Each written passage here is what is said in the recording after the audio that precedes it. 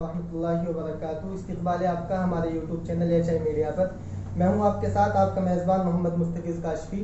ناظرین گرامی، جو سوالات ہمیں موصول ہوئے ہیں ان کے جوابات کے لیے ہمارے ساتھ ہیں مولانا مفتی عطاء الرحمان جمیل قاسمی نانگوی، صدر انجمن حمایت اسلام۔ مفتی صاحب، استقبال ہے آپ کا ہمارے یوٹیوب چینل پر۔ مفتی صاحب، دہرادون سے سعد فاروقی کا سوال ہے، وہ پوچھتے ہیں کہ جو ہم آم کے باغ لے کر فروخت کرتے ہیں تو ان پر زکوٰۃ ہم دیں گے باغ کا مالک؟ نحمدہ و نصلی علی رسولہ الکریم، اما بعد۔ ناظرین کرام، سعد فاروقی صاحب دہرادون سے معلوم کرتے ہیں کہ ہم اپنا باغ فروخت کر دیتے ہیں، اس پر جو پھل آتا ہے اس پر زکوٰۃ ہم دیں گے یا جس نے وہ باغ خریدا ہے اس پھل کو فروخت کرے گا وہ زکوٰۃ دے گا؟ تو سعد بھائی، اگر آپ آم کو پکنے کے بعد بیچتے ہیں تو پھر تو زکوٰۃ آپ دیں گے، لیکن اگر آپ آم کو پکنے سے پہلے فروخت کر دیتے ہیں تو پھر زکوٰۃ ٹھیکیدار دے گا۔ کلالٹی سے قاضی محمد ساجد پوچھتے ہیں 4 رکعت والی فرض نماز میں اگر سورت ملا دی تو نماز ہو جائے گی یا نہیں؟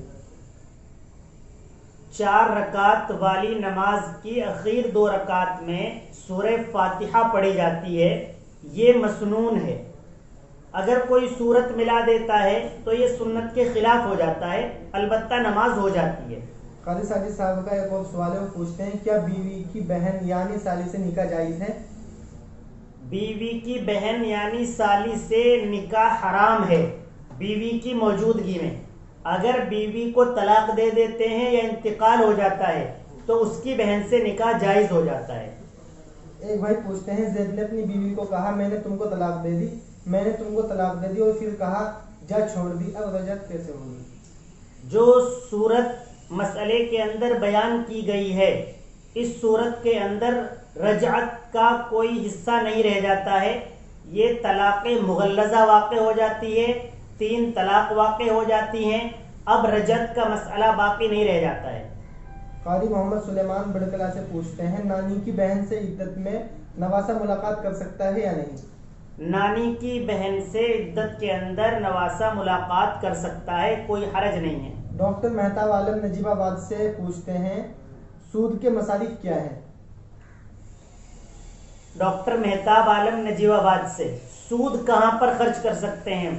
جو بینک سے ہمیں سود ملتا ہے، بیاج کے پیسے ملتے ہیں، اس کے مصارف کے تعلق سے یہ ہے کہ اسے اپنی ذات پر خرچ کرنا تو قطعی طور پر جائز نہیں ہے۔ اس پیسے کو آپ کسی عام جگہ بن رہی لیٹرین باتھ روم میں استعمال کر سکتے ہیں، راستے کے بھراؤ میں استعمال کر سکتے ہیں، نالی میں استعمال کر سکتے ہیں، آپ بغیر ثواب کی نیت کے کسی غریب کو بھی دے سکتے ہیں۔ مصطفیٰ صاحب پدارتا ہریدوار سے پوچھتے ہیں قرآن پاک کی قسم کھانا کیسا ہے اور اس کا کفارہ کیا ہے؟ مصطفیٰ صاحب ہریدوار والے، قرآن کریم کی قسم نہیں کھانی چاہیے۔ قسم اگر بہت زیادہ ضرورت پڑے تو اللہ تبارک و تعالیٰ کی قسم کھائی جاتی ہے۔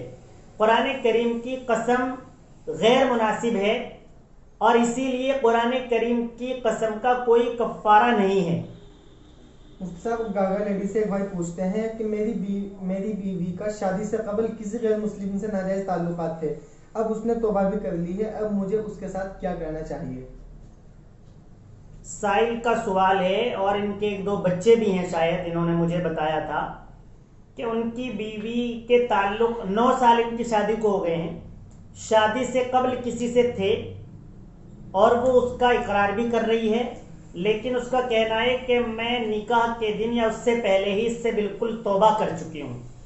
اور جو شخص توبہ کر لیتا ہے اللہ تبارک و تعالی اسے معاف فرما دیتے ہیں، یہ ہم سب کو آپ کو یقین ہے اللہ پر۔ اب آپ اگر مناسب سمجھتے ہیں اور اس نے معافی چاہ بھی لی ہے اللہ سے اور آپ کے ساتھ 9 سال سے رہ رہی ہے تو آپ بھی اسے معاف کر کے اس کے ساتھ رہنا چاہیے۔ البتہ اگر ایسا کوئی اور دوسرا شخص ہو اور وہ اپنی بیوی کے ساتھ نہ رہنا چاہے تو اسے اختیار ہے۔ مفتی साहब एक भाई पूछते हैं, मास्क लगाकर नमाज पढ़ना जायज है या नहीं? भाई, मुंह लपेट कर नमाज पढ़ना जायज नहीं है, दुरुस्त नहीं है। मुंह लपेट कर नमाज नहीं पढ़ सकते हैं, लेकिन हालात हाजरा में मास्क लगाना जरूरी हो गया है। तो अब मास्क लगाकर नमाज इन मौजूदा हालात में अगर पढ़ेंगे तो हो जाएगी। हमारे एक अजीज दोस्त गेले वाले से मोहम्मद राशिद, वो पूछते हैं नमाज कसर कितने किलोमीटर पर होती है और कितनी होती है, कितनी रकातें होती हैं? अगर कोई शख्स सफर का इरादा कर रहा है, 48 मील उसे सफर करना है, जो किलोमीटर में तकरीबन 77.5 किलोमीटर होते हैं, और उसका इरादा 15 दिन से कम वहां पर कयाम का है, तो वो शख्स मुसाफिर माना जाएगा। फर्ज नमाज को आधी नमाज पढ़ेगा, 4 रकत वाली जो नमाजें हैं उनकी 2 रकत पढ़ेगा, और जो वितर वाजिब हैं वो भी पढ़ने जरूरी होंगे। इसके अलावा सुन्नत का मौका और वक्त है तो पढ़ लेनी चाहिए, मौका और वक्त नहीं है तो ना पढ़ें, उसमें कोई हर्ज नहीं है। मुफ्ती साहब, एक भाई सऊदी में रहते हैं, वो पूछते हैं मेरी बहन इद्दत में है, क्या मैं उससे फोन पर गुफ्तगू कर सकता हूँ या नहीं? जी भाई, आप सऊदी में रहते हैं, आपकी सगी बहन अगर इद्दत में है तो आप उससे गुफ्तगू कर सकते हैं, बातचीत कर सकते हैं, कोई हर्ज नहीं है। शौकीन बेहड़ा से पूछते हैं, क्या मियाँ बीवी एक दूसरे को बरहना दे सकते हैं या नहीं?